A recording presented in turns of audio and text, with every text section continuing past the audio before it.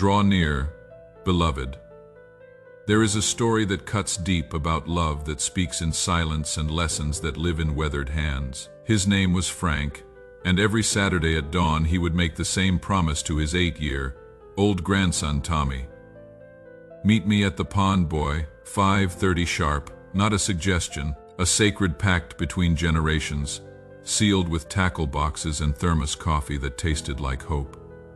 Those Saturday mornings lived like prayers. Frank would emerge from the kitchen with 2 fishing rods, his battered Vietnam-era setup, and a smaller one he had crafted himself. Tommy would tumble from bed, excitement crackling through sleepy limbs. Together they would walk the dewy path to the small pond behind Frank's house, where the water held secrets and the silence taught more than words ever could. Frank fished like he had lived through war, patient, alert, understanding that some battles are won by simply refusing to surrender.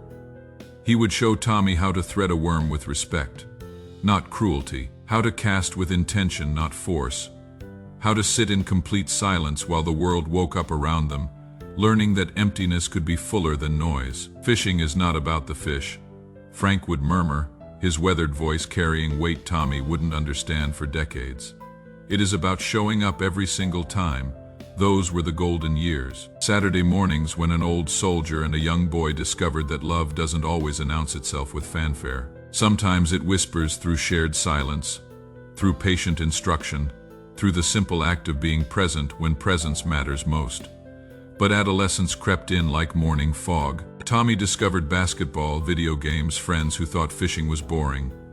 The Saturday summons began falling on deaf ears. Sleep-ins replaced sunrise expeditions. Frank would knock gently, hear mumbled excuses about homework and soccer practice. The distance stretched between them like unfinished conversations. Tommy grew tall and restless. Frank grew quiet and careful. College applications replaced tackle boxes. Teenage certainty replaced childhood wonder. The boy who once burst with excitement about dawn adventures now barely grunted good morning. Frank never complained, never guilt-tripped, never demanded explanation for the empty chair beside the pond, but he never stopped showing up. Every Saturday at 5:30 Frank would prepare 2 rods, pack 2 sandwiches, brew coffee for 2. He would walk that familiar path alone, set up both chairs, cast both lines. Neighbors noticed the ritual, an old man fishing with a ghost, speaking softly to empty air, maintaining hope like a vigil candle that refuses to die. Years bled into years. Tommy graduated, moved to the city, started a career. Frank aged but never altered his Saturday routine. 2 rods, 2 chairs, 2 portions of faith that love doesn't expire just because it has been forgotten. Then came the phone call that changes everything. Frank's neighbor, voice tight with concern. "Tommy, your grandfather fell. He is okay, but the doctor says his balance isn't what it was. I thought you should know. He has been going to that pond every Saturday morning for 15 years, even after you stopped coming. Always sets up for 2 people. The drive home felt like swimming through thick memory. Tommy arrived to find Frank sitting by the pond, 2 fishing rods propped expectantly, thermos steaming in the morning air. "Figured you might show up," Frank said simply, as if 15 years of absence had been 15 minutes. Tommy sat beside his grandfather, really looked at him, noticed the careful way Frank moved, the deliberate patience in every gesture. Saw the small notebook where Frank had recorded every Saturday morning, weather conditions, what fish were biting, small observations about the world. 15 years of entries, 15 years of hope written in shaky handwriting. "Why?" Tommy's voice cracked like it hadn't since childhood. "Why did you keep coming when I stopped caring?" Frank's answer came slow, measured like his casting technique. "Love doesn't quit just because it gets ignored, son. I kept showing up because that is what love does. It shows up every single time." That morning, Tommy understood what his grandfather had been teaching all along. That presence is the purest form of love. That patience isn't passive waiting.